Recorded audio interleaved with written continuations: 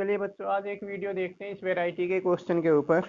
ये जो लिखा हुआ है, और ये मेरा आखिरी वीडियो होगा तुम्हारा 3D का, क्योंकि अब ज़्यादा कुछ बचता नहीं है इसमें। जो भी होगा वो डाउट के साथ ले लेंगे फिर हम। लिखा हुआ है, write the equation of plane passes through the line of intersection of two plane. मतलब जब भी आपको दो प्लेन के इंटरसेक्शन से पास करने वाले तीसरे प्लेन की इक्वेशन लिखनी हो, ठीक है।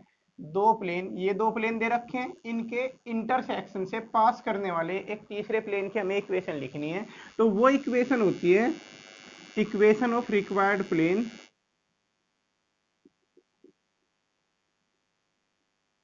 और ये मैंने आपको बता रखा है आप कैसे करेंगे कि इक्वेशन ऑफ फर्स्ट प्लेन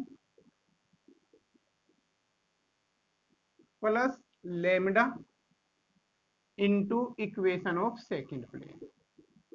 ये कंसेप्ट आप यूज करने वाले हैं, इक्वल टू जीरो। अब फर्स्ट प्लेन की इक्वेशन, और ये वाली इक्वेशन जब आप लिखेंगे तो इन्हें कार्टेशियन फॉर्म में लिखना। जैसे फर्स्ट प्लेन की इक्वेशन होगी 2x plus y plus z, 2x plus y plus z minus 16 करेंगे इधर लाके। ओके, जीरो के इक्वल होनी चाहिए। ये फर्स्ट प्लेन की हो गई, plus lambda into second plane की इक्वेशन के लिए ये आप लिखेंगे x plus 3y plus 3z minus 10 equal to zero. तो ये पहले प्लेन की इक्वेशन प्लस लेमडा इंटू दूसरे प्लेन की इक्वेशन, ये हो गया। अब आपको लेमडा की वैल्यू कैलकुलेट करनी होती है इसमें। लेमडा की वैल्यू कैलकुलेट करने के लिए वो अलग अलग वैरायटी के क्वेश्चन बना सकते हैं। इसके ऊपर ये टोटल 6 वैरायटी बनती हैं जो मैंने देखे हैं, जो जितने भी मेरे पास सैंपल पेपर वगैरह हैं उनसे जो कलेक्शन किया है। इसके अलावा एक दो और कहीं आपको कुछ मिली तो उसे तभी डिस्कस कर लेंगे। फिलहाल ये 6 वैरायटी के क्वेश्चन बनते हैं इसके ऊपर लेमडा की वैल्यू कैलकुलेट करने के लिए। मैं समझा दूं कैसे लिखा होगा क्वेश्चन। ऐसे लिखा होगा, write the equation of plane passes through the line of intersection of two plane this and this which passes through the point. ये एक क्वेश्चन हो जाता है। या फिर ऐसे लिखा होगा, which is perpendicular to the plane. एक प्लेन की इक्वेशन कुछ दे रखी होगी, मैं ले लेता हूं अपनी तरफ से कुछ प्लेन की इक्वेशन ऐसे दे दी आपको। ओके, एक प्लेन की इक्वेशन दे रखी होगी कि which is perpendicular to the plane. तो यहां से मतलब एक क्वेश्चन तो ये हो गया आपका, ठीक है। लेमडा की वैल्यू कैलकुलेट करने के लिए ये कंडीशन हो गई। दूसरी, लेमडा की वैल्यू कैलकुलेट करने के लिए ये कंडीशन हो गई। तीसरी, लेमडा की वैल्यू कैलकुलेट करने के लिए ये हो गई। तो इस तरीके से अलग अलग 6 कंडीशन हो जाती हैं। तो आप ये मान के चलिए ये एक क्वेश्चन के 6 पार्ट नहीं है, ये 6 अलग अलग क्वेश्चन लिखे हुए हैं, जिनमें ये वाली चीज तो सब में कॉमन है यहां तक कि write the equation of plane contain passing through the line of intersection of these two plane. तो उसके लिए तो आप स्टार्टिंग यहीं से करेंगे। ये आपकी इक्वेशन ऑफ प्लेन आ गई। अब लेमडा की वैल्यू कैलकुलेट करने के लिए वन बाय वन सारे पॉइंट को मैं डिस्कस करता हूं। तो 6 क्वेश्चन आपके ये तैयार हो जाएंगे इस वेराइटी के। ओके,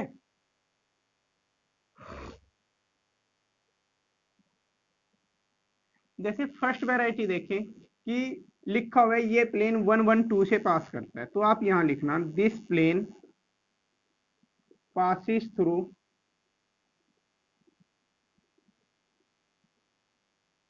1 1 2, इस पॉइंट से पास करता है। तो ये पॉइंट इस प्लेन की इक्वेशन को सेटिस्फाई करेगा। मतलब आप इस पॉइंट को उठाकर उस प्लेन में रख देंगे। दैट मीन्स आप x की वैल्यू 1, y की 1 और z की 2 यहां रिप्लेस कराएंगे। x की वैल्यू 1 रखेंगे, y की वैल्यू भी 1 और z की 2। पूरी कैलकुलेशन करते चलेंगे, प्लस लेमडा इंटू यहाँ x की वैल्यू 1, y की वैल्यू भी 1, z की वैल्यू 2 और माइनस 10 इक्वल टू जीरो। ये आया। यहां से आप लेमडा की वैल्यू कैलकुलेट करें। यहां से लेमडा की वैल्यू इन्फिनिटी आ रही है, तो पॉइंट चेंज कर लेते हैं एक्चुअली, ठीक है ना। एग्जाम में ऐसा नहीं होगा। लेमडा की वैल्यू इन्फिनिटी आने का मतलब है कि आप इनफाइनाइट प्लेन ले रहे हो यहाँ पर ऐसे। खैर मैंने पॉइंट चेंज कर दिया, पॉइंट 1 2 2। तो अब आपको यहाँ y की वैल्यू भी 2 रख देते हैं। ओके ना, 2 रखी हमने, y की वैल्यू यहाँ पर 2। अब लेमडा की वैल्यू कैलकुलेट करेंगे तो देखते हैं अब कितनी आएगी। तो अब लेमडा की वैल्यू 10/3 आ गई। लेमडा की वैल्यू आ गई आपके पास। ये जो लेमडा की वैल्यू आ गई, इसे ओरिजिनली ये जो आपकी इक्वेशन ऑफ प्लेन थी लेमडा की टर्म्स में, इसमें लेमडा की वैल्यू आप रिप्लेस कराएंगे। वहां लेमडा की वैल्यू आप 10/3 रखिए उस वाली में। देयरफॉर रिक्वायर्ड इक्वेशन क्या बन जाएगी आपके पास, 2x plus y plus z minus 16 और लेमडा की value 10/3 into x plus 3y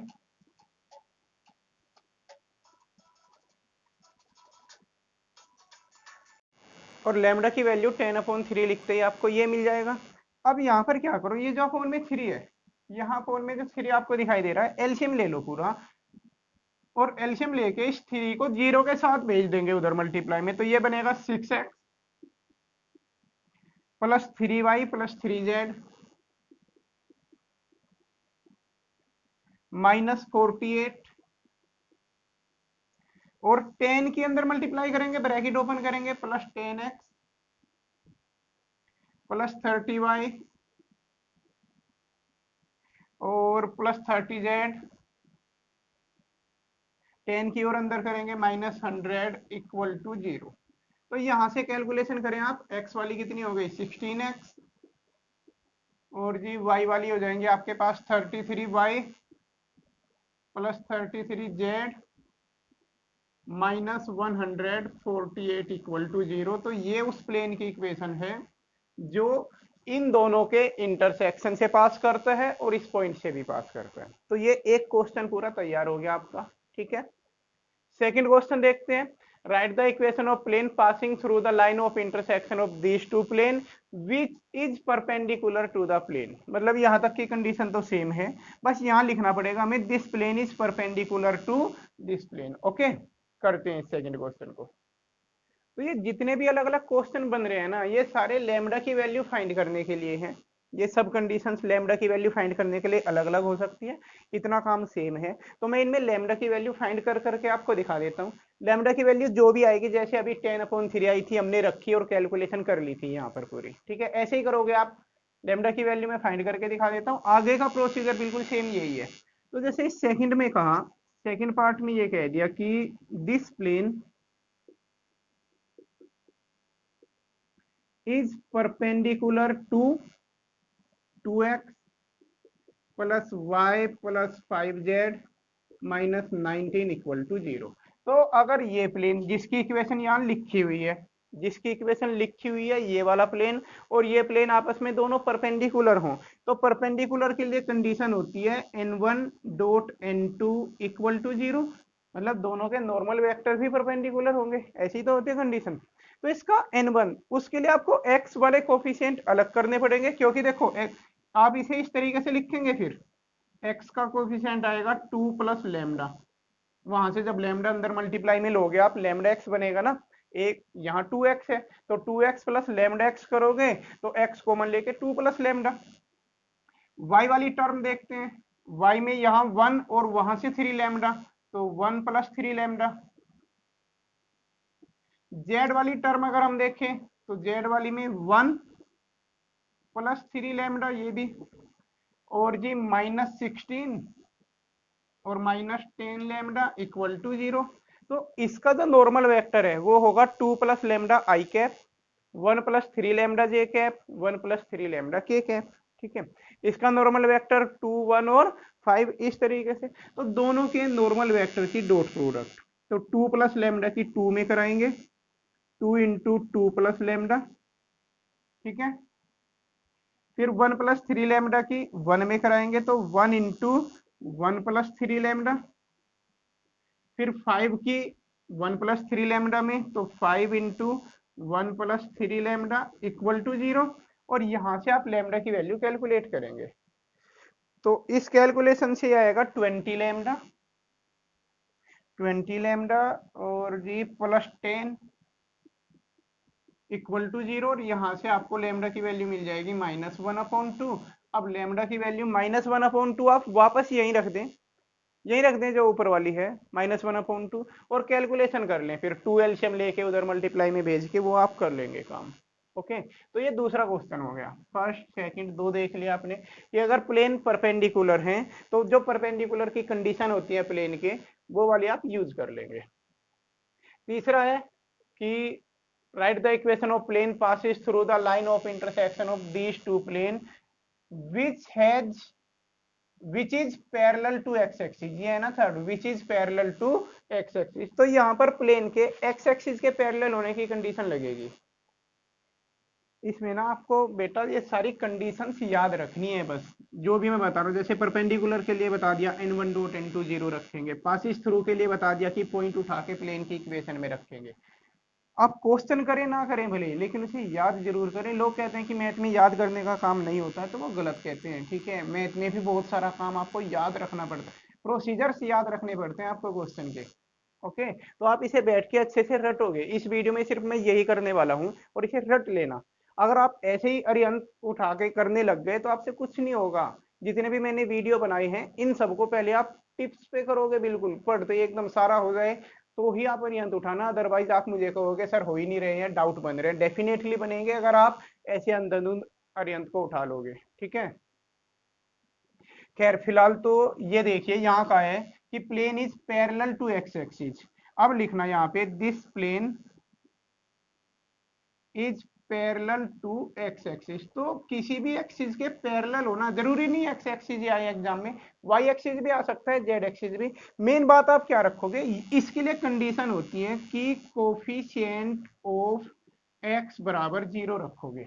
plane जिस एक्सिस के भी पैरेलल होता है उसकी इक्वेशन में वो वाला वेरिएबल आता ही नहीं है। इसका मतलब उस वेरिएबल का कोफिशिएंट 0 हो जाता है। तो यहाँ पर x का कोफिशिएंट आप 0 रखेंगे। x का कोफिशिएंट कितना है 2 प्लस लैम्डा, तो 2 प्लस लैम्डा को आप 0 रखेंगे और यहाँ से आपको लैम्डा की वैल्यू -2 मिल जाएगी। लैम्डा की वैल्यू -2 वापस इसी में रख दें तो प्लेन की इक्वेशन मिल जाएगी आपको। ओके, तो कंडीशन याद रखनी है कि जब भी कोई प्लेन x एक्सिस के पैरेलल है तो x का कोफिशिएंट 0 रखेंगे, y एक्सिस के पैरेलल है तो कोफिशिएंट ऑफ y को 0 रखते हैं। अगर यही y एक्सिस दे देता तो 1 प्लस 3 लैम्डा को 0 रखते हैं। इस तरीके से होते हैं। ओके, चलिए आगे देखते हैं। जैसे इसी में फोर्थ क्वेश्चन बन गया, write the equation of plane passes through the line of intersection of plane this and this which has equal x and y intercept. इसमें कई बार ऐसा भी देखने को मिला, इक्वल ना देके कुछ ऐसा दे देता है कि whose x intercept is twice of y intercept. मतलब इंटरसेप्ट का कुछ कनेक्शन दे देगा, या तो एक्स और वाई दोनों इक्वल दे दिए, कह देगा कि एक्स वाला वाई से डबल हो, तो उस टाइप के लिए आप इंटरसेप्ट की फॉर्म में क्वेश्चन को लेके आओगे। देखते जाना कैसे। This plane has equal intercept. ठीक है, अगर इस प्लेन के इंटरसेप्ट इक्वल हैं तो आपको इस प्लेन को पहले इंटरसेप्ट फॉर्म में लाना पड़ेगा। इसको हम इंटरसेप्ट फॉर्म में लिखेंगे। इंटरसेप्ट फॉर्म में लिखना सीख लो, वैसे तो मैंने सिखाया था कैसे लिखोगे। सबसे पहले ये जो कांस्टेंट टर्म है दोनों को उधर लेके जाओगे। मैं यहाँ साइड में करके दिखाता हूँ आपको इंटरसेप्ट फॉर्म में। ये तो डायरेक्ट हो जाएगा। इस वाले में तो क्या करोगे आप, अगर इक्वल इंटरसेप्ट दे दिया तो आप ऐसे लिख दोगे कि अगर इंटरसेप्ट इक्वल है ना, कौन कौन से इक्वल है, एक्स एंड वाई, तो कोफिशिएंट ऑफ एक्स बराबर कोफिशिएंट ऑफ वाई लिख दोगे आप। ठीक है, एक्स का कोफिशिएंट कितना है 2 प्लस लैम्डा, वाई का कोफिशिएंट 1 प्लस 3 लैम्डा। यहां से आप लैम्डा की वैल्यू कैलकुलेट कर लोगे। तो इक्वल इंटरसेप्ट वाला तो आसान पड़ता है। लेकिन अगर यहाँ इक्वल इंटरसेप्ट ना देके ये कह देता कि whose x intercept is twice of y intercept, जिसका एक्स इंटरसेप्ट वाई के कंपैरिजन में 2 गुना है। हुज एक्स इंटरसेप्ट में चेंज कर देता हूं, एक्स इंटरसेप्ट इज ट्वाइस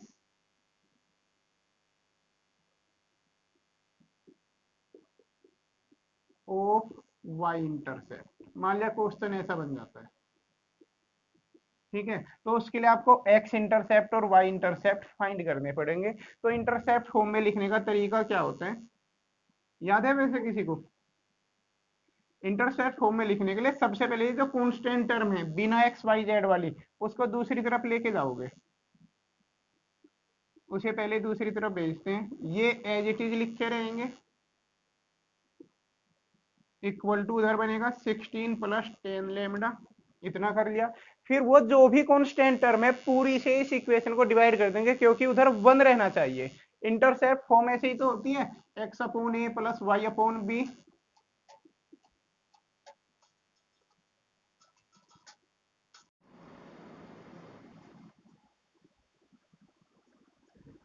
ये होता है ना intercept form, x upon a plus y upon b plus z upon c equal to 1। तो इक्वल में 1 बनाना होता है। तो 1 कैसे बनेगा, जितना भी इधर ये कांस्टेंट आया उतने से डिवाइड कर दिया जाता है। तो ये बनेगा आपका x into 2 plus lambda upon 16 plus 10 lambda plus y into 1 plus 3 lambda upon 16 plus 10 lambda. पूरी इक्वेशन को 16 प्लस 10 लेमडा से डिवाइड कर रहा हूं, ठीक है ना। ऐसा करने पर वहां पर 1 बन जाएगा दूसरी साइड में। जब दूसरी साइड में 1 बन जाए तो फिर यहाँ एक्स वाई जेड के जो भी कुछ कोफिशिएंट होंगे उन्हें आप उनसे भी डिवाइड करोगे यहाँ पर, मतलब इसे ऐसे लिखोगे आप, यहाँ लिख रहा हूं मैं x अपॉन 16 प्लस 10 लेमडा के अपोन में 2 plus lambda, 16 plus 10 lambda upon 2 plus lambda plus ऐसे ही y के अपोन में यहाँ पे चला जाएगा ये y का कोफिशिएंट, तो y upon 16 plus 10 lambda upon 1 plus 3 lambda, और जी z अपॉन ऐसे यहाँ होगा 16 plus 10 lambda upon 1 plus 3 lambda equal to 1। अब ये जो है अपोन में जो बचे यही इंटरसेप्ट कहलाते हैं। एक्स इंटरसेप्ट ये होगा, वाई इंटरसेप्ट ये होगा और जेड इंटरसेप्ट ये होगा। अब क्वेश्चन में जैसे कंडीशन दे रखी है कि x intercept is 2 times of y intercept, यानी कुल मिलाकर ये कंडीशन है कि x intercept equal to 2 into y intercept, times का मतलब क्या हुआ वाई इंटरसेप्ट, ठीक है ना। तो x intercept that means 16 plus 10 lambda upon 2 plus lambda equal to 2 multiply y intercept 16 plus 10 lambda upon 1 plus 3 lambda. यहां से 16 प्लस 10 लेमडा तो कैंसिल होगा, और आप दोनों तरफ क्रॉस मल्टीप्लाई करा के लेमडा की वैल्यू कैलकुलेट कर सकते हैं। कैसे करेंगे, 2 प्लस लेमडा की 2 में हो जाएगी, इसकी इधर होगी, यानी कुल मिलाकर 1 plus 3 lambda equal to 4 plus 2 lambda. सही है ना, 2 की इधर कराई वो उधर भेज दिया हमने, और यहां से लेमडा की वैल्यू आ जाएगी -3। लेमडा की वैल्यू 3 आएगी, +3 आ जाएगी, लेमडा की वैल्यू 3 आ जाएगी, और बस लेमडा की वैल्यू आप यहां रख देंगे 3, तो आपका फाइनल आंसर मिल जाएगा इक्वेशन ऑफ प्लेन।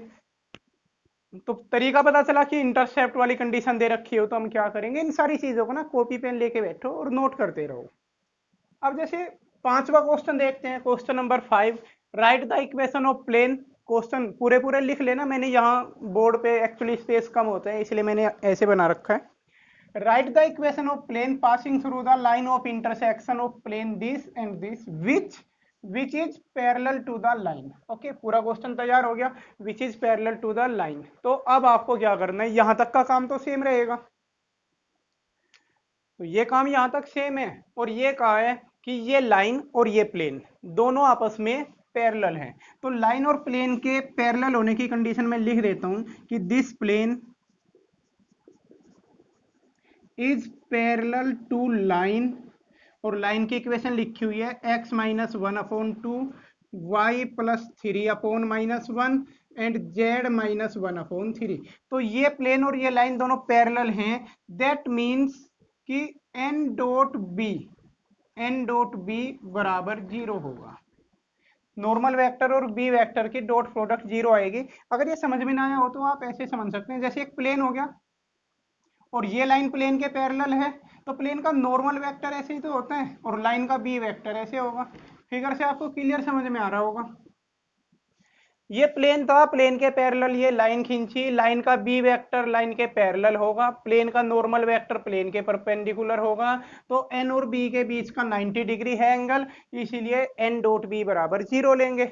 अब बी तो यहाँ पर ये है, यहाँ पर एन वेक्टर तो ये है ही 2 plus lambda i cap plus 1 plus 3 lambda j cap and जी 1 प्लस 3 लैम्डा के कैप। ये एन वेक्टर हुआ। बी वेक्टर आप लेंगे, बी वेक्टर लाइन के नीचे वाला 2 माइनस 1 और जी प्लस 3 2 आई कैप माइनस 1 जे कैप प्लस 3 के कैप। इन दोनों की डॉट प्रोडक्ट को 0 रख के लैम्डा की वैल्यू मिल जाएगी आपको। ओके, वो भी आप कर लेंगे। अब आखिरी क्वेश्चन पे आ जाते हैं, छठे पर। Which is at a unit distance from origin, मतलब इस प्लेन की ओरिजिन से डिस्टेंस 1 है। ये थोड़ा सा लॉन्ग पड़ेगा, करके देखते हैं। और ये सारी चीजें आपने नोट कर ली होंगी, सिर्फ ये एक छठा क्वेश्चन रहा।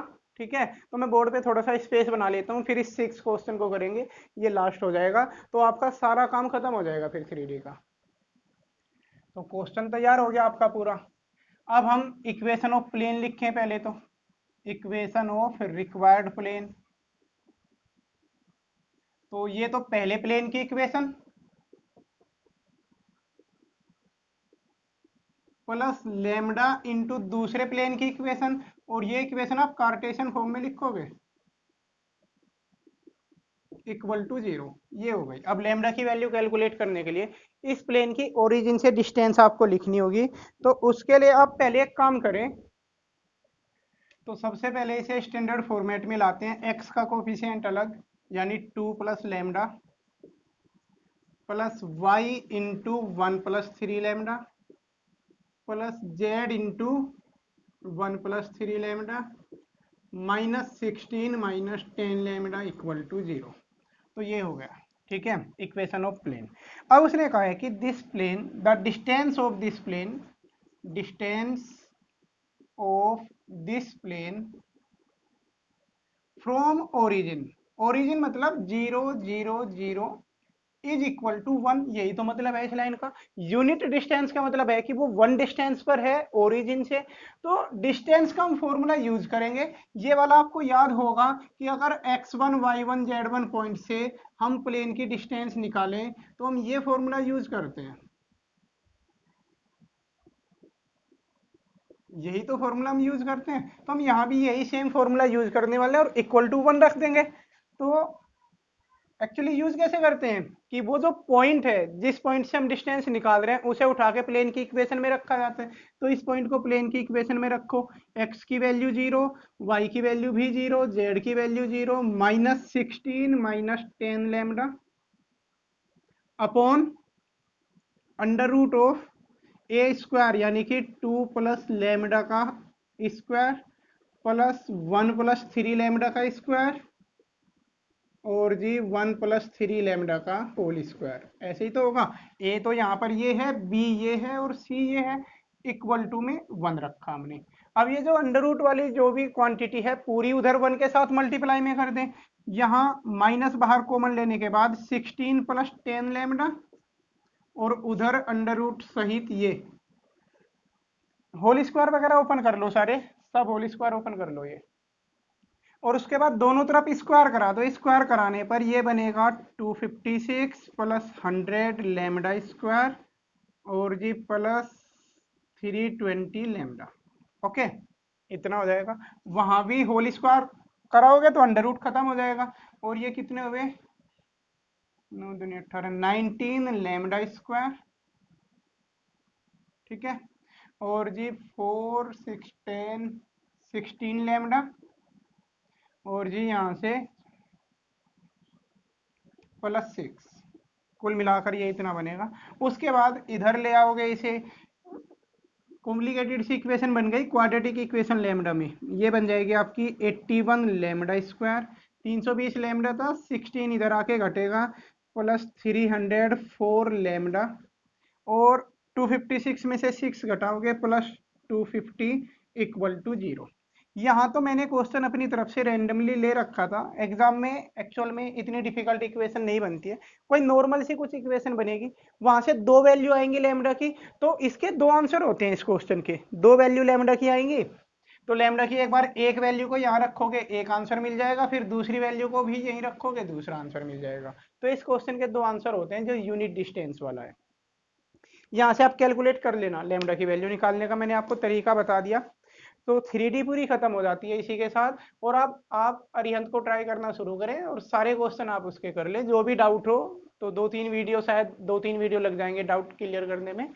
मुझे सारे डाउट अपने भेजते रहना। ओके, अब बस आप एक छोटा सा कंसेप्ट सुन लें। कहीं कहीं आपको ऐसी जरूरत पड़ सकती है, लाइन की इक्वेशन अजीब से फॉर्मेट में लिखी मिलेगी, राइट द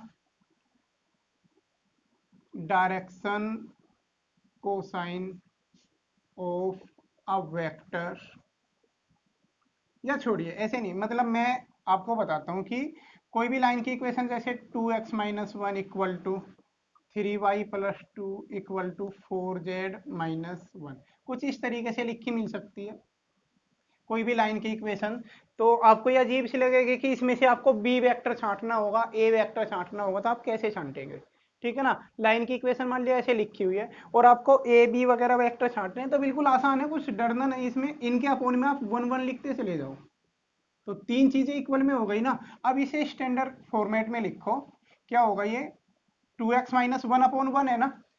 एक्स वाई के कोफिशिएंट 1-1 रखते हैं, यहाँ पर एक्स का कोफिशिएंट 1 रखने के लिए 2 से डिवाइड करेंगे ऊपर नीचे, तो x-1/2/1/2। यहाँ भी y का कोफिशिएंट 3 है तो 3 से ऊपर नीचे डिवाइड करेंगे, y+2/3/1/3। जेड का कोफिशिएंट 4 है तो 4 से ऊपर नीचे आप डिवाइड करेंगे अपॉन 1/4। तो ये वाला जो लॉजिक था ना, जैसे 2x-1 3y+2, इस टाइप की इक्वेशन से बच्चों को अजीब सा लगता है कि ये पता नहीं कि किस फॉर्मेट में, क्योंकि आपका तो माइंड सेट होता है, आप हमेशा इस तरीके से लिखते हो लाइन की इक्वेशन को।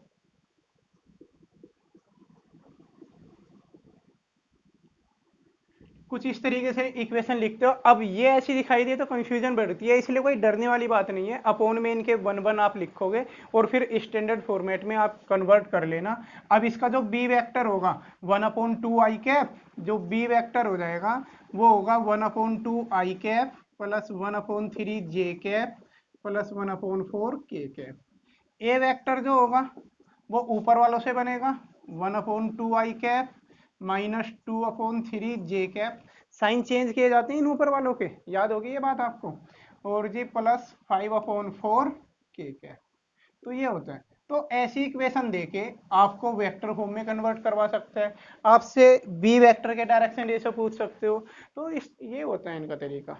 ओके ना, बाकी कुछ एक दो बात और है इसमें, उसे मैं डाउट के साथ ही डिस्कस करूंगा। फिलहाल तो इसकी वजह से आपके क्वेश्चन नॉट के अंत के, इसलिए मैंने ये बता दिया आपको। ठीक है।